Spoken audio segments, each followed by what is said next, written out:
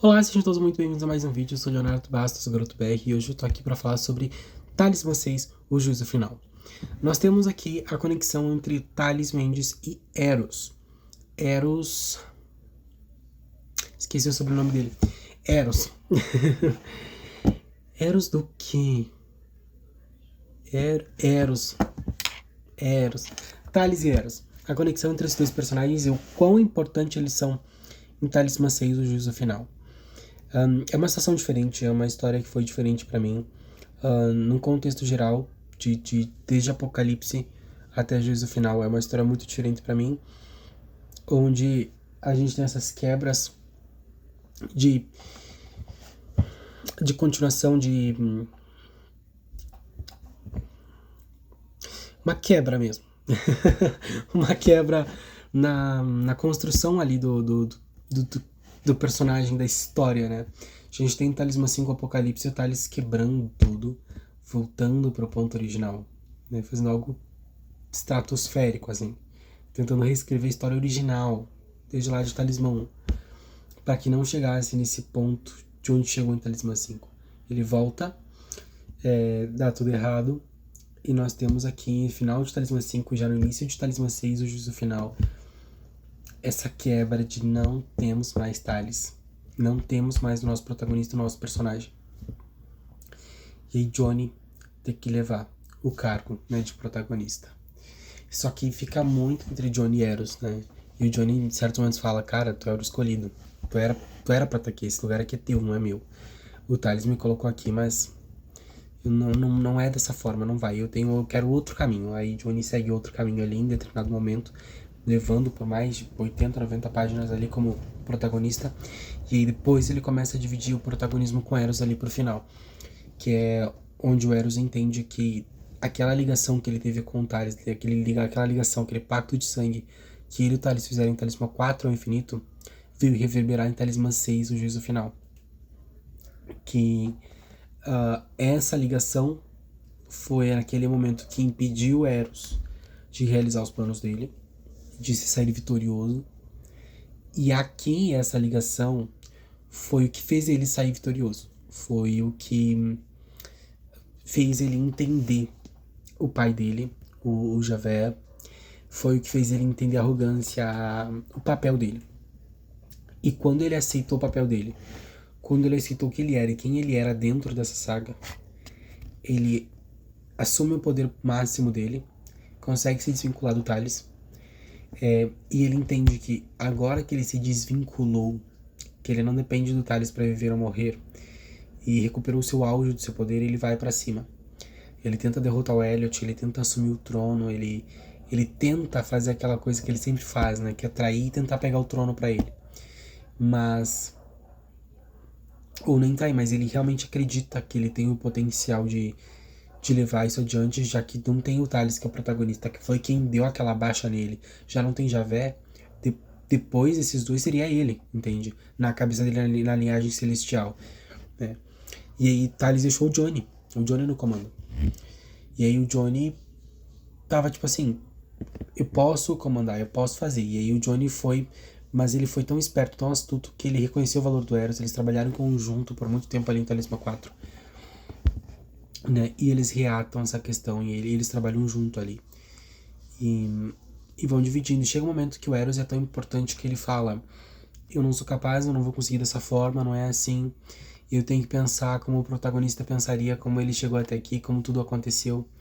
E aí o Eros faz exatamente o que o Thales fez, pra vencer ele ali em Talismã 4, né?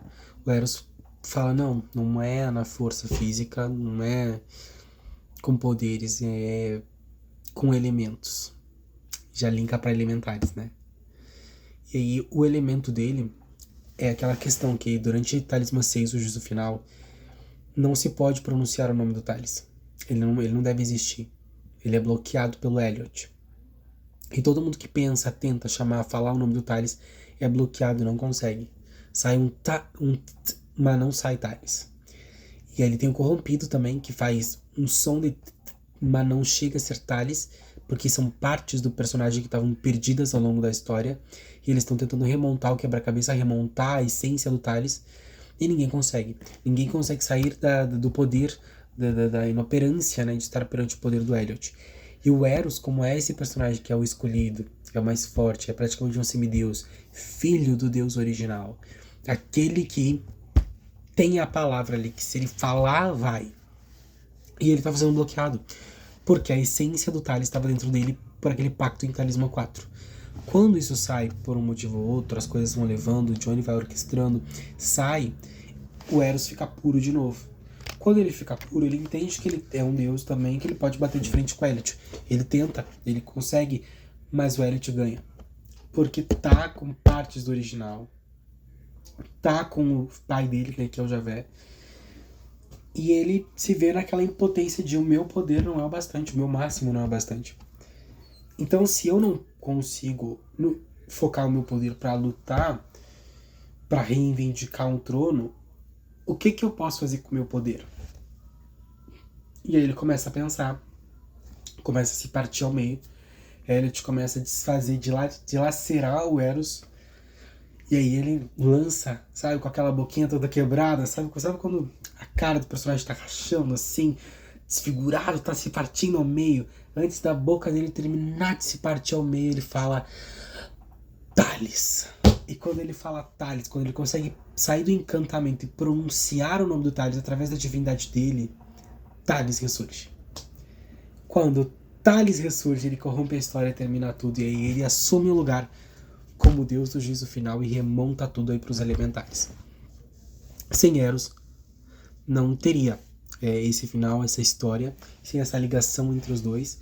Então, é entender que ao longo de Talismã 4 a gente trabalhou esse antagonismo e essa rixa entre eles, essa rivalidade de uma forma muito pura, de que são muito próximos, que são muito similares, que podem ter sido amigos, que podem trabalhar juntos.